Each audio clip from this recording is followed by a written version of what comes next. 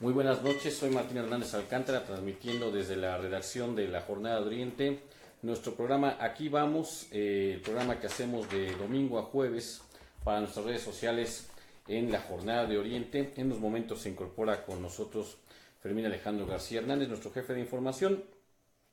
Les pedimos una disculpa, entramos un poco tarde a la emisión de esta noche, porque tuvimos algunos problemas técnicos en la transmisión en Facebook, pero ya estamos aquí para darles con mucho gusto, como siempre, las principales notas que tenemos para el día de hoy. Ha sido un día caluroso y un día también agitado, o por lo menos movido, en cuanto a la información que se generó en las horas recientes en el estado de Puebla y particularmente en la capital. La principal noticia que tenemos para la edición impresa de mañana, que ustedes pueden encontrar en la edición que acompaña al diario Capital en la jornada, es una declaración que hizo esta mañana, más o menos al mediodía, el gobernador José Antonio Gali Fayad. Él fue a inaugurar un centro de atención en San Andrés Cholula, un centro de atención del DIF, y en ese marco fue entrevistado, y obviamente las preguntas obligadas para el gobernador tienen que ver con la seguridad pública. Los índices de inseguridad han crecido dramáticamente en los últimos meses en el estado, y ahí el gobernador José Antonio Gali Fayad lo que dijo fue que pues nuevamente esto se debe mucho al sistema penal acusatorio, pues la normatividad que tiene este sistema, Fermín, permite que los delincuentes que han sido presentados ante un juez, al no fundamentarse inmediatamente una prueba, pues salgan a la calle, y esto hace que pues los índices de delincuencia se exacerben, porque pues, la mayor parte de estos delincuentes vuelven a delinquir. Lo que dice José Antonio Gali Fayad es que el sistema permite la reincidencia. Así es, la reincidencia. Sí, esta crítica que se ha hecho mucho al sistema penal acusatorio, de que cuando se detiene a un delincuente, ya sea por la policía o por la misma población, y se presenta ante el Ministerio Público, si no se considera delito grave, inmediatamente se le permite que salga de prisión bajo la figura de libertad condicionada. Así es. Bajo la amenaza de que si vuelve a reincidir en una segunda o una tercera ocasión, entonces ya se quedaría procesado esta persona. Entonces, ¿esto pues qué significa para un delincuente? Pues volver a delinquir, volver a las calles. Entras a la cárcel y ya saliste. Claro. ¿Quién va a estar fijándose, decir, no, me van a, ya tengo un tache, ya tengo una rayita, y a la siguiente me van a dejar adentro de la cárcel, ¿no?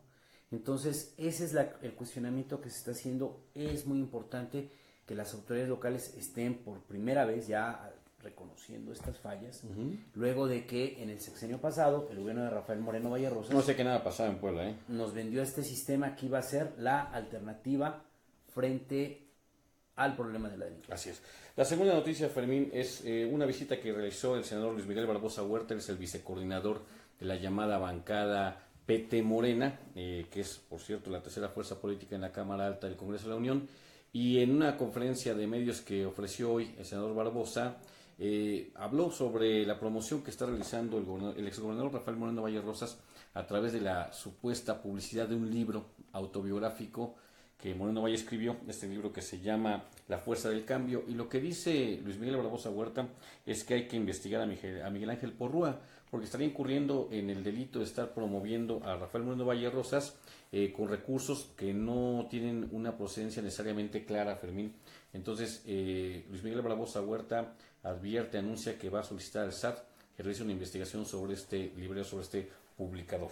Así es, el senador Luis Miguel Barbosa Huerta hoy estuvo en Puebla, dio una rueda de prensa, porque ya se viene a incorporar para ser uno de los principales promotores de la apertura de comités de apoyo de Morena rumbo al proceso electoral del año 2018. En una rueda de prensa, Luis Miguel Barbosa le preguntan acerca de Rafael Moreno Vallerrosas y sobre todo de esta campaña de promoción que tiene en todo el país. Y entonces él dice, a ver, el editor de este libro, La Fuerza del Cambio, ya tendría que estar en la cárcel. ¿Por qué? Porque no hay una demostración de dónde provienen los recursos que está utilizando para esta campaña. Claro. Y dice una cosa muy cierta Luis Miguel Barbosa. Dice, a ver, cada espectacular de que se coloca en cualquier lado cuesta 100,000 pesos al mes. Lazo. Y el país Moreno Valle no creo que venda más que García Márquez, además. No, entonces él dice, cuesta 100,000 pesos y no han vendido más de 10 ejemplares del libro de Moreno Valle. Y entonces él anunció que está construyendo una denuncia que va a presentar ante el sistema de administración tributaria para establecer que hay lavado de dinero, porque no se esclarece de dónde viene el dinero para esta campaña de financiamiento. Y tiene toda razón. A ver, ¿tú has visto que se coloquen espectaculares para vender libros de Gabriel García Márquez? Ni de García Márquez, Maya, ni de Paulo Coelho. Bueno, ya ni siquiera de los libros... Ni del libro autobiográfico de Arjona. Más populares. Sí. Entonces, resulta realmente ahí sorprendente y sospechoso que se haga este tipo de financiamiento, y por eso es que él habla de que es necesario iniciar una investigación, porque si no se sabe de dónde viene el dinero, pues entonces entra en la figura de lavado de dinero. Muy bien. Finalmente, Fermín, una noticia que también fue, pues digamos que se generó esta mañana, fue el anuncio de Eduardo Rivera Pérez de que va a realizar una gira para generar adeptos a fin de contener por un puesto, un cargo de elección popular, una candidatura, y en ese marco, dentro del PAN, él hace, pues digamos, el desafío, el reto a debatir a Marta Erika Alonso y a Rafael Moreno Valle Rosas para demostrar que no lo están persiguiendo políticamente. Así es, hoy Eduardo Rivera hace este anuncio. Algunos creían que el proyecto de Eduardo Rivera no iba a avanzar, sobre todo porque está inhabilitado por el Congreso. Y para abundar sobre este tema tenemos hoy un invitado. Tenemos a Enrique Guevara. Hola, buenas noches. Buenas noches. Enrique es un destacado militante del Partido de Acción Nacional, muy cercano a Eduardo Rivera. Es parte del grupo, del equipo de trabajo, del equipo político de Eduardo Rivera. Así es. Entonces, hoy el exalcalde de la ciudad de Puebla hizo una declaración pública aquí importante, donde él dice que va a empezar a hacer recorridos en el estado y que sí, él dice que tiene mucha seguridad de que sí va a ser candidato a gobernador. ¿Qué nos puedes decir al respecto? Bueno, yo creo que Eduardo lo ha dicho claramente, ¿no?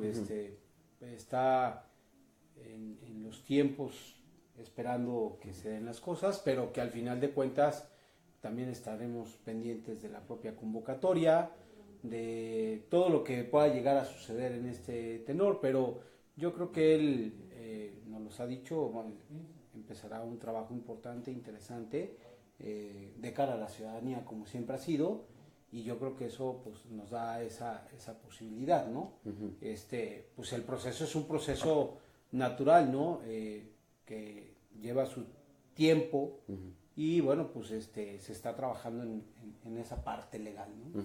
La inhabilitación del Congreso, bueno, pues el Congreso tomó una determinación, y como tal, pues, también en la defensa de Eduardo se está haciendo lo propio para seguir los cauces institucionales, y bueno, pues comprobar verdaderamente que fue una administración transparente como lo ha sido, ¿no?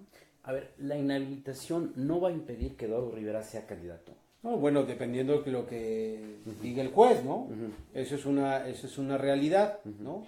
Ahorita, si tú me lo preguntas, bueno, pues el Congreso ya puso una inhabilitación, ¿no? Y una sanción. Al final de cuentas, se está recurriendo eso, y en ese recurrir legalmente tendremos que esperar los tiempos, ¿no? ¿Ustedes creen que les dé tiempo? Sí, claro, yo estoy casi seguro que no estará en el tema. Además de todo, tomando en consideración que pues es un proceso, y que dentro del proceso se puede dar precisamente en tiempos, ¿no? O sea, ustedes confían que van a obtener un amparo, y ese amparo dejaría... Pues más bien, yo creo que más bien tendría que ser toda la parte del resolutivo, ¿no? O sea, que dejaría inactiva nosotros estamos en ese tenor, y que dejará en su defecto pues la inhabilitación, o la ratificará, no lo sabemos, ¿no? Estamos haciendo todos los trámites necesarios para ello. Hay una percepción de que Rafael Moreno Vallerosas y su grupo político tienen un control absoluto del PAN y que no permiten dar ningún espacio a quien no sea parte de esta facción política. ¿Realmente es posible vencer al morenovallismo dentro del PAN y en este caso obtener la candidatura a gobernador por parte del grupo de Eduardo Rivera? Yo creo que lo que nosotros hemos venido haciendo es seguir trabajando por el partido. Esos llamados a la unidad que tanto se han dicho no se ven reflejados en los hechos, ¿no? Es una realidad. Llamados, ¿no?, que hace la dirigencia llamados estatal. que hace la dirigencia estatal, pero que además de todo es un llamado, pero también cerrando la puerta, ¿no? Entonces la verdad es que es un llamado a medias, ¿no? Yo creo que nosotros hemos seguido trabajando. No hay quien no diga que no hemos estado trabajando o que no hemos seguido haciendo actividades por el partido, ¿no? Lamentablemente, si acá no te dan esa oportunidad, pues de todas maneras hay muchas instancias para hacerlo, ¿no? Digo, qué mejor hacerlo en tu propio estado, pero pues, si no te dan esa oportunidad, bueno, pues también hay que, y se puede apoyar en otros lugares, ¿no? Yo mismo estuve casi un mes y medio, bueno, casi un mes en la elección de Veracruz, en Tuxpan, y que al final de cuentas, pues fuimos a hacer una labor partidista por allá, ¿no? Pero entonces esto significa que hay una especie de exilio de los panistas. No, peruanos. más bien yo creo que hay que seguir trabajando, ¿no? Y yo creo que lo que sí te puedo decir es que volvimos a renovar, yo en lo personal, con esta incursión en Veracruz, volví a renovar muchas cosas, pues de táctica, de ver cómo podemos hacer en adversidades en algunas elecciones, y yo creo que esa parte a mí en lo personal me ha ayudado, ¿no? Enrique, tú que eres conocedor del partido, ¿cómo crees que se va a definir la candidatura a gobernador, la próxima candidatura a gobernador del PAN? Pues mira, puede ¿Cuál sería el método? Normalmente el método anterior era una asamblea estatal. Ya se dejaron las asambleas, las convenciones estatales. Las asambleas es para la vida interna del partido, las convenciones son para la vida externa del partido. Ya las últimas ocasiones, desde Fox, específicamente Calderón, Josefina Vázquez, se dieron ya en esta nueva tesitura con los reglamentos y son en centros de votación. Incluyendo también la parte de las candidaturas a gobernador, ¿no? Entonces puede ser una situación de esta naturaleza, pero también el Comité Ejecutivo Nacional puede, por estatutos, definir el método, que puede ser encuesta, puede ser designación, puede ser centros de votación, puede ser una combinación de algunas tesituras. Por ejemplo, puede ser una encuesta y si son más de 2 o 3 candidatos, una encuesta y los 2 punteros a lo mejor pueden participar en centros de votación. O sea, eso lo define el Comité Ejecutivo Nacional. El Comité Ejecutivo Nacional lo puede hacer. Cierto es que el Consejo Estatal le puede hacer alguna sugerencia o propuesta al Comité Ejecutivo Nacional. A mí, lamentablemente, y lo digo así, en esta apertura, pero cerrando la puerta, pues tomemos en consideración que a muchos no nos dejaron ni siquiera participar en el Consejo Estatal, ¿sí? Habiendo pasado nuestras evaluaciones y nuestros exámenes, y los lugares donde se presentaron muchos de nuestros compañeros, al final de cuentas, resulta que se terminaron dejando desiertas las asambleas, o simplemente en menos de 10 minutos se desahogaban y entonces se quedaba fuera. De ello viene parte de esta queja de 12 compañeros que al final de cuentas incurrieron también en el Comité Directivo Estatal en no tener, no haberlos tomado en consideración para el propio Consejo Estatal. Y yo lo que te digo es, nosotros anteriormente, y yo siempre lo he dicho y tú me conoces y me has conocido, hoy precisamente fui a renovar mi militancia. Llevo 27 años en el Partido Acción Nacional, 27 años como miembro activo, y como yo siempre se los he dicho, nosotros hemos tenido la oportunidad de estar en la dirigencia estatal, pero siempre había espacios, y siempre, si era una lucha, pues era una lucha interna y nos peleábamos en lo interno y salíamos a lo externo, pues hasta ahí nada más. Y siempre hubo esa parte de aceptar a quienes no pensaban igual que nosotros. Y yo lo que veo es que ahorita, teniendo 100 lugares, se concretaron a sacar sus 85 propuestas y tenemos un muy pobre, así te lo digo, muy pobre Consejo Estatal, que simplemente nada más es una oficialía de partes y una oficina de trámite. Ahora, Ya no hay discusiones en el Consejo. Ya no hay discusiones en el partido. No, ya no se ve la discusión en el Consejo. O sea, ya no hay con quién discutir. En el Consejo anterior que todavía participé, si tú levantabas la mano y pedías la palabra para decir algo, de todas maneras trataban de cooptarte y trataban de decirte, no, ya no digas nada, ya va a salir, ya... Eso ya se acabó. Yo creo que tenemos que regresar. O sea, la vida institucional del partido es esa parte. Poder disfrutar, dialogar, discutir, analizar, discernir, es lo más importante dentro de la vida del partido. Ahora, yo te preguntaba lo del método, porque la pregunta concreta es, si por ejemplo hay centros de votación, Sí. ¿Eduardo Rivera puede ganar? Sí, claro. ¿Sienten que ustedes tienen posibilidades? Yo creo que al final de cuentas vamos a hacer nuestra chamba con los militantes y por eso te digo, yo creo que nos estamos preparando en todas las vertientes, ¿no? Porque puede ser abierta, puede ser cerrada, puede ser una combinación, o sea, eso lo va a definir el propio comité. El inflado que hicieron del padrón yo no creo va a que ser un yo creo obstáculo. que ahora con el propio refrendo, La depuración que se está haciendo. pues es un refrendo, sí es un tipo de depuración, por decirlo de alguna manera, Del padrón. del padrón, que por cierto con esto yo te diría que hay algunos que están preocupados, ¿no?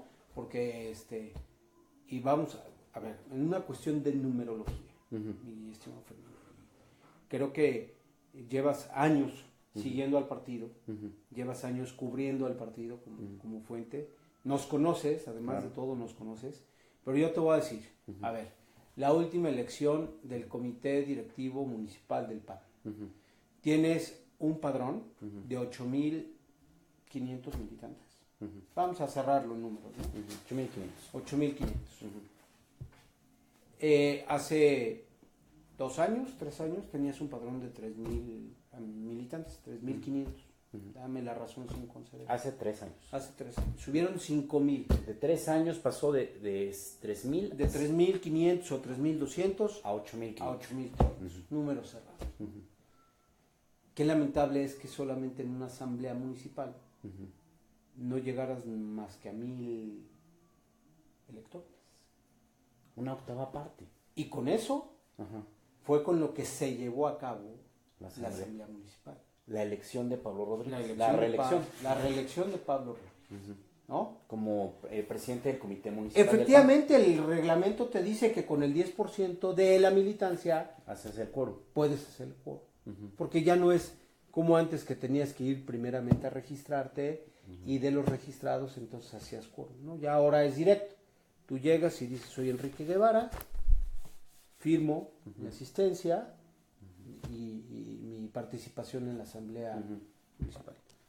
Con 850 miembros activos ya puedes llegar a tener una asamblea. Pero qué pobre es que solamente con el 10% pienses en tener una asamblea municipal, y voy más allá, que solamente hayan asistido 1,200 y de esos pues no todos votaron a favor. Claro. ¿Esto de qué es reflejo? De que en esta asamblea haya asistido solamente 1/3 de la militancia que había hace 3 años o 1/8 de la militancia que hay en la actualidad. No, porque además de todo yo vi, sí, efectivamente caras nuevas, pero normalmente nos vemos los mismos panistas de siempre, ¿no? Es decir, la misma gente que verdaderamente quiere al partido y que está ahí y que al final de cuentas ellos no ven en muchas ocasiones fibias y fobias, sino ven a un instituto político que quiere seguir caminando, ¿no? Pero el que asistan muy pocos a esta asamblea no es un reflejo de que la militancia panista se siente desanimada a participar. Yo creo que es parte, pero más bien también es las formas, el trato que se ha recibido últimamente, ¿no? Yo lo dejaría en eso. Estaba yo viendo algunas fotos, no tiene mucho, en estos recuerdos del Facebook que te salen de hace un año, Fíjate, una foto de hace 5 años en mi campaña para el diputado federal, donde muchos de ellos pues, estaban apoyando, ¿no? Entonces, ahora, ustedes han hecho una estimación, si por ejemplo Eduardo Rivera participara como aspirante a candidato, ¿qué porcentaje de la militancia le daría su apoyo? No, mira, yo creo que esa parte la vamos a ir conociendo, ¿no? Yo te diría, todavía falta un año. O te cambiará la pregunta, ¿por qué los morenovallistas le tienen mucho miedo a Eduardo Rivera? Ah, bueno, esa es otra cosa diferente, ¿no? Pregúnteselo a Rafael. No, pero a ver, tú dime, no, ¿por qué crees que le tiene no, miedo? Bueno, a ver, yo creo que el trabajo ahí está reflejado, los niveles de conocimiento de Eduardo, los niveles de aceptación después de haber sido alcalde, pues te dan la propia respuesta, ¿no? Entonces yo creo que esa parte pues es importante. Y yo creo que pues el temor a esa parte pues también existe, ¿no? Ahora, ¿ustedes creen que sí pueden brincar este cerco que ha construido el morenovallismo? Sí, tiempo al tiempo, y yo creo que pasando todos los procesos legales va a ser que sí. ¿Es solamente el proceso legal de Eduardo Rivera o cuántos procesos legales más hay? No te lo podría decir porque al final de cuentas acuérdate que dentro de la cuenta pública, bueno, pues el responsable es el alcalde. Ya en algunos lugares se da también que los regidores tienen alguna responsabilidad y bueno, se tendría que terminar de ver. Legalmente, yo te digo, yo no estoy viendo el proceso, no te podría decir va así, vas a, no estamos yendo por esta defensa, no, porque no lo manejo. Yo siempre he dicho que soy un humilde médico veterinario zootecnista y bueno, pues al final de cuentas es la parte esencial, ¿no? Una última pregunta, ¿cuál es el ánimo que hay entre la gente de Eduardo Rivera? ¿Realmente están echados para adelante o tú sientes que hay miedo, sientes que hay desánimo? Mira, yo creo que nos queda la conciencia muy tranquila de lo que estamos haciendo. Yo lo único que te digo es que al final de cuentas nosotros trabajamos y trabajamos de frente, ¿no? Y si no estamos de acuerdo también lo decimos, ¿no?